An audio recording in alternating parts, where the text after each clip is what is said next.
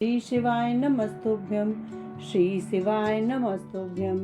राधे राधे दोस्तों, आज हम श्रवण करेंगे श्रावण मास महात्म्य में 28वां अध्याय।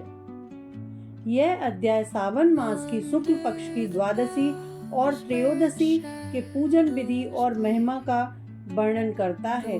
अगस्त अर्ध विधान के अनुसार विद्या की चाह रखने वाले को विद्या, बल की कामना करने वाले को बल और रोगी को स्वास्थ्य और धन की इच्छा रखने वाले को धन की प्राप्ति होती है। ईश्वर बोले कि हे ब्रह्मपुत्र, अब मैं अगस्त जी को अर्घ प्रदान करने वाली उत्तम विधि का वर्णन करूंगा, जिसे करने से मनुष्य सभी वांछित फल प्राप्त कर लेता है। अगस्त के उदय के पूर्व काल का नियम जानना चाहिए। जब समरात्रि अर्थात 8 या 10 रात्रि उदय होने में शेष रहे, तब 7 रात्रि पहले से उदय काल तक प्रतिदिन अर्घ प्रदान करें। उसकी विधि मैं आपसे कहता हूँ। जब से अर्घ देना प्रारंभ करें, उस दिन प्रातः काल श्वेत तिलों से स्नान करके गृहस्थी मनुष्य श्वेत माला तथा श्वेत वस्त्र धारण करें और सुवर्ण आदि से निर्मित कुंभ स्थापित करें, जो छिद्र रहित पंचरत्न से युक्त घृत पात्र से समन्वित अनेक प्रकार के मोदक आदि भक्ष्य पदार्थ फलों से संयुक्त हो। माला वस्त्र से विभूषित तथा ऊपर स्थित ताम्र के पूर्ण पात्र से सुशोभित हो। उस पात्र के ऊपर अगस्त्य जी के सुवर्ण प्रतिमा स्थापित करें, जो अंगुष्ठ मात्र प्रमाण वाले पुरुषाकार 4 भुजाओं से युक्त स्थूल तथा दीर्घ भुजदंडों से सुशोभित दक्षिण दिशा की ओर मुख किए हुए सुंदर शांत भाव संपन्न जटा मंडलधारी कमंडल धारण किए हुए अनेक शिष्यों से आवृत, हाथों में पुष्प तथा अक्षत लिए हुए हों। ऐसे लोपामुद्र सहित मुनि अगस्त का आह्वान करें और गंध पुष्प आदि 16 उपचारों द्वारा तथा अनेक प्रकार के नैवेद्यों से उनका पूजन करें। इसके बाद भक्ति युक्त चित्र से उन्हें दही तथा भात की बलि प्रदान करें। इसके बाद अर्घ दें, जिसकी विधि इस प्रकार है।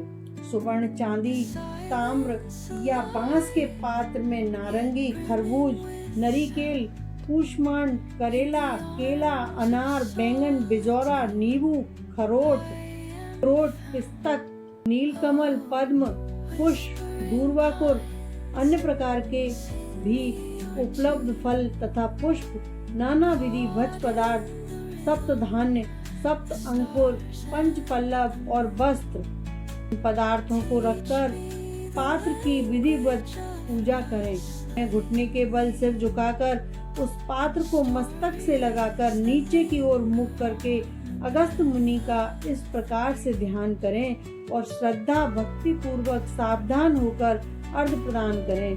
पुष्प के समान स्वरूप वाले अग्नि तथा वायु से प्रादुर्भूत मित्रा वरुण के पुत्र, हे अगस्त, आपको नमस्कार है।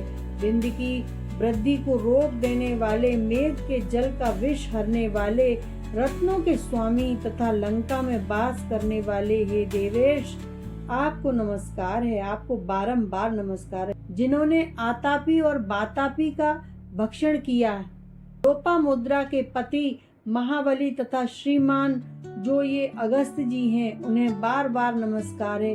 उनके उदित होने से समस्त पाप, मानसिक तथा शारीरिक रोग और तीनों प्रकार के ताप आदि दैविक आदि भौतिक आध्यात्मिक नष्ट हो जाते हैं। उन्हें बार बार नित्य नमस्कार है। जिन्होंने जल जंतुओं से परिपूर्ण समुद्र को पूर्व काल में सुखा दिया था, उन पुत्र सहित, शिष्य सहित तथा भार्या सहित अगस्त जी को बारंबार नमस्कार है। बुद्धवान द्विजाति अगस्त अद्भय वेद मंत्र से तथा शूद्र पौराणिक मंत्र से अगस्त जी को अर्घ देकर उन्हें प्रणाम करें। इसके बाद लोपामुद्रा का अर्घ दें।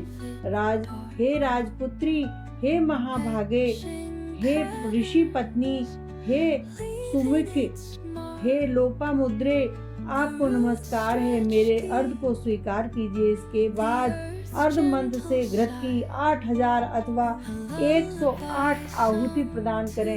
इस प्रकार के अगस्त जी को प्रणाम करने के बाद यह कहकर विसर्जन करें, बुद्धि से परे चरित्र वाले हे अगस्त, मैंने सम्यक रूप से आपका पूजन किया है, अतः मेरी अलौकिक तथा परलौकिक कार्य सिद्धि को करके आप प्रस्थान कीजिए।